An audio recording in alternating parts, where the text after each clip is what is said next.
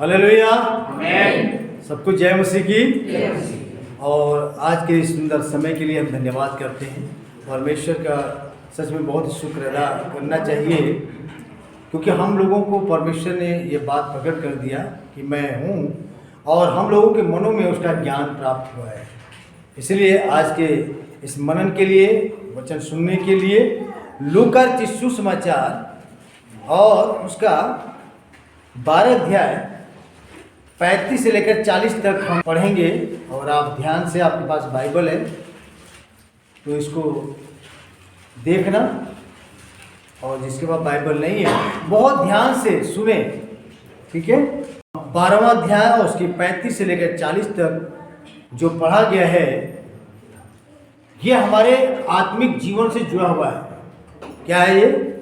आत्मिक जीवन से जुड़ा हुआ है।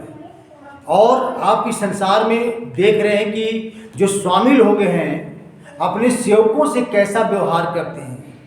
जैसा यहाँ पे दिया गया है इस प्रकार का व्यवहार नहीं होता है, क्योंकि वो दुनियावी जो लोग हैं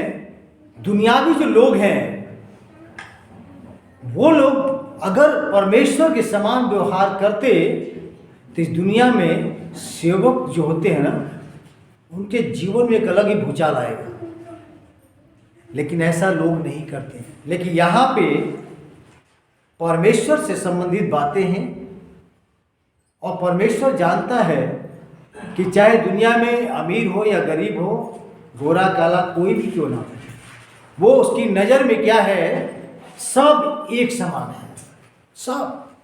इसलिए यहाँ पे जिस प्रकार से प्रभु यीशु मसीह ने अपने इस 12 अध्याय के प्रभु यीशु मसीह अपने सेवकाई के दौरान चंगाई देना, लोगों को शिक्षा देना, जीवन का मार्गदर्शन बताना, जीवन कैसे जीना है उसके बारे में बताना, प्रभु यीशु मसीह आगे बढ़ते हैं। और वो ये कहना चाहते हैं कि हमें इस संसार में मनुष्यों के साथ कैसे व्यवहार रखना चाहिए। अगर मैं ये कहूँ, जैसे हमारे बीच में गुड्डी आंटी यहाँ पे पापड़ बनाती हैं, मान लीजिए ऊपर मालिक बैठे हैं, अगर इनका आदर सम्मान ना करें, इन लोगों से हाथ न मिलाएं, इनसे गले न मिले, इनका धन्यवाद ना करें,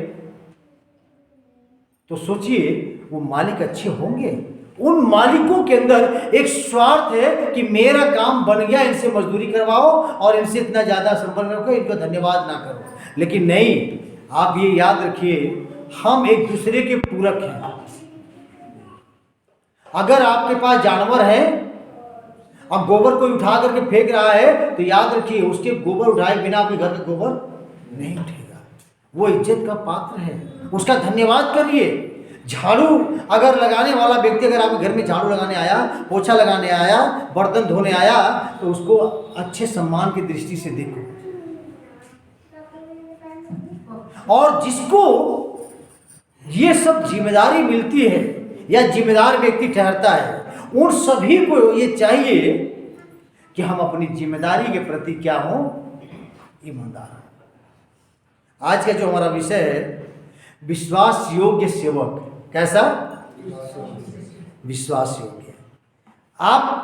हम सभी एक जगह कहीं ना कहीं सेवकाई कर रहे हैं। हम लोग कहीं ना कहीं सेवा कर रहे हैं। कोई गवर्नमेंट डिपार्टमेंट में कर रहा है, कोई प्राइवेट सेक्टर में कर रहा है, कोई प्राइवेट का प्राइवेट जैसे घर में काम कर रहा है ना। एक फैक्ट्री होती है, एक घरों में काम होता है, खेतों में काम होता है। लेकिन उन सब जगह पे क्या होता है, आपको बहुत ही ईमानदारी के साथ या जिम्मेदारी के साथ उस काम को करने की आवश्यकता है, जैसे इस पाठ में मिला है, इस पैसेज में मिला है 35 से 40 में। और लिखा क्या गया है वहां पे, तुम्हारी कमरे बंधी रहे और तुम्हारे दिए जलते रहें, और तुम उन मनुष्यों के समान बनो जो अपने स्वामी की बाट देख रहे हो कि वह ब्याह से कब लौटेगा, कि वह जब आकर के द्वार खटखटाए तो तुरंत उसके लिए द्वार। यानी कि आप समझ लीजिए कि ये किस प्रकार का वर्कर है, सेवक है। समझ में आ रहा है? प्रभु ये बात शिक्षा दे रहे हैं, हम लोगों को ये बात सोचना है। हम जिस पद पे हैं, चाहे आपका काम झाड़ू वाले पद पे हो, पोछे वाले पे हो, बर्तन धोने वाले पे हो, चाहे कलम चलाने वाले पे हो, चाहे फाइल देने वाले पे हो, चाहे राजनीति में हो, चाहे कुछ भी हो, हर व्यक्ति जिम्मेदारी से बंधा हुआ है। हर व्यक्ति जिस भी क्षेत्र में है, हर व्यक्ति बंधा हुआ। अभी मैं भी बंधा हुआ हूं। मैं भी, लगता है पादरी काम क्या करते हैं, ये सेवक अलर्ट है बिल्कुल, क्या अपनी उस जिम्मेदारी को निभाने के लिए तैयार है कि किस समय गेट खटखटाया जाए और मैं जाके दरवाजा खोल दूं या उसका इंतजार करूं स्वामी का। आप और हम इस बात को समझे आज इस वचन के द्वारा। जाने अगर आपके घर में कभी भी नौकर मिल जाए, काम करने के लिए आए, तो ऐसी भावना नहीं रखना। लेकिन जब स्वामी को मन को भा गया, स्वामी को अच्छा लगा, मेरा सेवक मेरे लिए इंतजार कर रहा है, मेरा सेवक मेरे लिए जाग रहा है, मेरा सेवक जैसे ही मैं गया तुरंत उसने गेट को खोल दिया, मेरा सेवक जो है मेरे लिए खड़ा खड़ा थक गया होगा तकलीफ से, या वो इधर उधर कोई और काम नहीं किया बल्कि मेरा इंतजार करता रहा। रात कितनी भी बज गई, कितने घंटों से आ रहा है, उसके दिल में वो प्रेम जो परमेश्वर ने दिया है। प्रभु ने कहा जैसे मैं पिता मुझसे प्रेम करता है, मैंने भी तुमसे वैसे ही क्या किया, प्रेम किया है। तो प्रभु यीशु ने कहा जैसे मैंने तुमसे प्रेम किया, तुम भी आपस में एक दूसरे से प्रेम करो। आपस में तुम में ऐसा होना चाहिए। और यहां पे वो स्वामी इस बात को देखा। 37 में दोबारा पढ़ूं, धन्य वे दास जिन्हें स्वामी आकर जागते पाए, मैं तुमसे सच कहता हूं कि वह कमर बांधकर उन्हें भोजन करने को बैठाएगा और पास आकर उनकी सेवा। तो ये है एक अच्छे स्वामी जो दास के प्रति करना चाहिए था। और जो दास है अपने स्वामी के प्रति जब उसने काम किया, जागता रहा, तब उसका परिणाम उसको क्या मिला। पहली बात है कि जब स्वामी उसको कमर अपनी बांध करके सेवक को बैठाया कि मैं चाहता हूं कि तुझे खाना खिलाऊं, तो क्या हुआ मालूम है, उस सेवक के अंदर व्यक्तिगत रूप से उसका हृदय आनंद से भर गया। उस सेवक का व्यक्तिगत रूप से हृदय क्या हुआ, भर गया, आनंद से भर गया। ये एक व्यक्तिगत है। जैसे मैंने बताया आपको, मेरा व्यक्तिगत, मैं एंटर किया, देखा, मेरा व्यक्तिगत रूप से इन्हें भी अच्छा लगा, ये सारा सब कुछ करके ठीक करा, इन्हें अच्छा लगा, लेकिन मेरा व्यक्तिगत बहुत अच्छा लगा। और आप देखेंगे प्रेरितों 3:7 में, तो वहां लिखा है एक लंगड़ा व्यक्ति जब चंगाई को पाया, वो व्यक्तिगत रूप से वो बड़ा आनंदित हो गया, उछलने लगा और उछलते कूदते हुए परमेश्वर के भवन में जाके आराधना करने लगा। आप लोगों के व्यक्तिगत जीवन में यदि परमेश्वर ने काम किया है, आपको शांति दिया, आनंद दिया, आपको आशीष दिया है, आपको बुद्धि समझ ज्ञान में बढ़ा दिया है, तो आपको व्यक्तिगत रूप से आपको मालूम होना चाहिए कि मैं कैसा महसूस कर रहा हूं। सोचिए, हम कौन सा ऐसा काम करें, किस प्रकार से करें कि हमारा व्यक्तिगत जीवन खुशहाल रहे। अगर मैं कुड़ के रहूं, आप कुड़ के रहेंगे, दिमाग आपका सिकुड़ता जाएगा, खत्म होता जाएगा, बुद्धि का विकास कम होता जाएगा। लेकिन आप ऐसा काम करो कि लोग सराहना करें और आपका हृदय आनंद से भर जाए और आपका बुद्धि का विकास होता जाए और ज्यादा। दूसरी बात,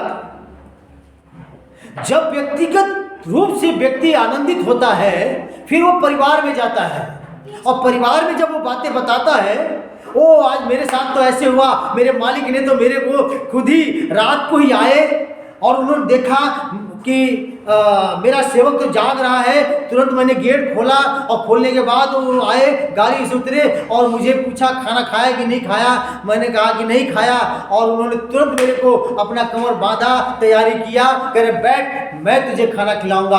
आज मेरा हृदय आनंदित हो गया। तो घर वाले कह रहे अच्छा मालिक ने ऐसा किया, अरे वाह बहुत अच्छे मालिक हैं, बहुत अच्छे मालिक हैं, चलिए हम मालिक के लिए दुआ करते हैं।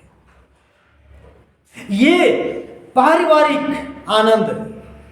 अब सोचिए, एक सही जिम्मेदार सेवक सेविका काम करने वाले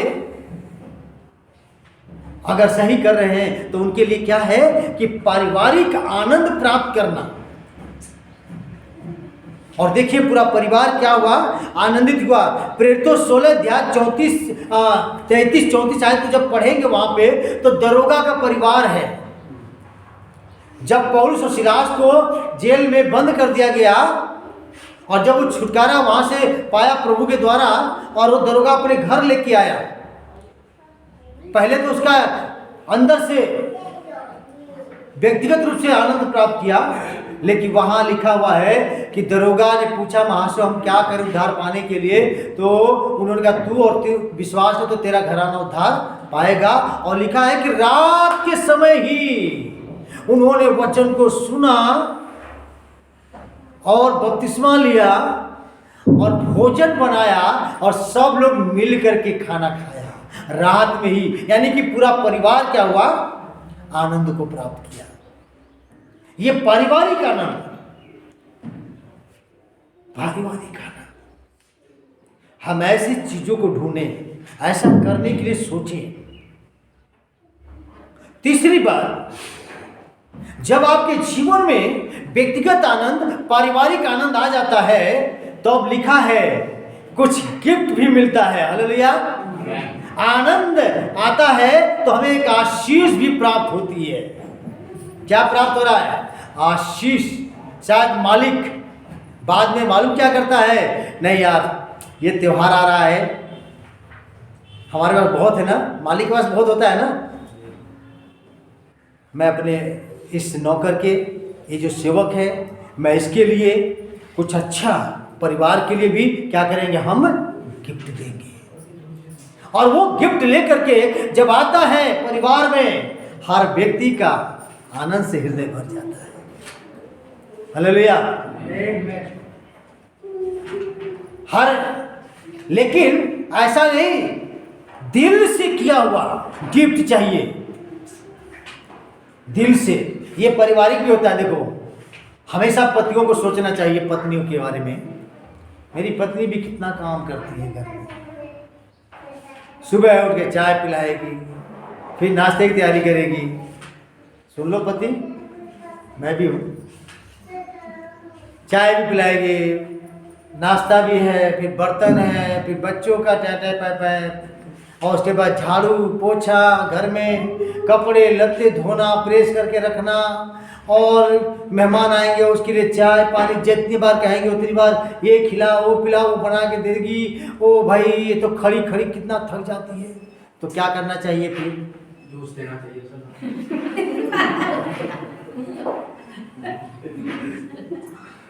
लाया धीर सिंह भाई, लाया आपके लिए, अच्छा काम नहीं करते, फिर नहीं देना। जो लोग इस प्रकार से, अगर ऐसा है, हम लोगों को ध्यान देना चाहिए। क्या आप सोचते हैं जब मेरा बच्चा दिन रात पढ़ाई कर रहा, मेहनत कर रहा पढ़ाई में और अच्छा नंबर है, तो आप क्या अपने उसे बिना मांगने से पहले कुछ ला के देते हैं या नहीं देते हैं, कुछ खिलाते नहीं खिलाते, खुश होते हैं या नहीं खुश होते हैं? हम सबको एक दूसरे के बारे में, आप याद रखिए, जिसके पति बाहर जाके काम करते हैं उनके बारे में भी ध्यान रखिए, किस रीति से काम होता है, कितने एक्सीडेंट से बचते हैं गाड़ी चलाते हुए, या सब मजदूरी करते हुए बेड पर करते हैं। कई लोग हैं जो ऑफिस में आके टेंशनबाजी इतना बोलते हैं ना, हम पे बहुत कुछ बोलते हैं। मालूम है अभी एक वीडियो आया था जो आईएएस को एमएलए डांट रहा है, विधायक इतना बुरी तरीके से, जिसने इतनी पढ़ाई करा और आकर के, लेकिन उसकी क्लास लगी बढ़िया जो बाद में। एक कितनी जिम्मेदारी होती है, ऑफिस में काम करने वालों की भी जिम्मेदारी होती है। ये फाइल ला, वो फाइल ला, ये काम कर, खड़ा हाथ चला करके, इसका काम उसका काम, इसकी सुन उसकी, बहुत टेंशन है। तो हमें ये क्या करना चाहिए, हमें एक दूसरे की भावनाओं को समझना, एक दूसरे का हेल्प करना, एक दूसरे के लिए कुछ करना, हृदय आनंद से भर जाएगा और वो परिवार आशीषित होगा। लेकिन जो लोग सिर्फ अपनी अपनी सोचते हैं, मेरा पेट भरे, मेरी इच्छा पूरी हो, तो वो समझ ले परिवार खुशहाल होने वाला नहीं। न वो व्यक्ति खुशहाल रहेगा, न वो समाज खुशहाल रहेगा। अगर हर समाज के वर्ग के लोग सिर्फ अपने समाज के बारे में सोचेंगे तो याद रखिए दूसरा वर्ग कमजोर हो जाएगा। इसलिए हमें जरूरी है कि हम हर वर्ग के बारे में, हर एक के बारे में सोचें, समझें। मैंने पिछले भाग में, मैंने पिछला जो हमारा आराधना हुआ था संडे को, और उसमें जो मैसेज था मैंने बताया था, अगर संस्था सही तरीके से अपने वर्कर जो पास्टर हैं उनकी सही जिम्मेदारी को निभाएं, पास्टर दूसरी संस्थाओं में नहीं भागते। आज पास्टर मैंने देखा 4-4, 5-5 संस्थाओं के साथ क्यों जो है जुड़ के सेवा कर रहे हैं, क्योंकि एक संस्था उनको सही रीति से केयर नहीं करती है। कलीसियाओं, अगर कलीसिया ही पास्टर का भार उठा ले सही तरीके से, और सिर्फ पास्टर क्या कहता है, तुम बाइबल के अनुसार चलो, अपना दान और अपने दशमांश को तुम भंडार में ले आओ, उसी से पास्टर के लिए पूरा हो जाएगा। तो इसे 4-4 संस्थाओं में जोड़ने की जरूरत नहीं है। इसका मतलब है कि संस्था सही तरीके से नहीं उठा रही भार। हमें एक दूसरे के लिए सही तरीके से करना, समझना, हमें यह सोचना है इस सेवक और स्वामी की तरह कि जो मुझे जिम्मेदारी मिली है मैं उसे पूरा करूंगा। स्वामी को सोचना चाहिए जो मेरा फर्ज है उसे मैं करूंगा। और तब देखो व्यक्तिगत अनुभव, पारिवारिक आनंद, व्यक्तिगत आनंद, पारिवारिक आनंद, और आपके घर में आशीष कैसे आती है। हालेलुया। इसलिए प्रियो, हम सभी को एक दूसरे के प्रति जो फर्ज, जो काम करना है उसे आप पूरा कीजिए आप, और प्रभु में आप दिन प्रतिदिन बढ़ते जाएं। परमेश्वर हम सबको बहुत ऐसे आशीष दे।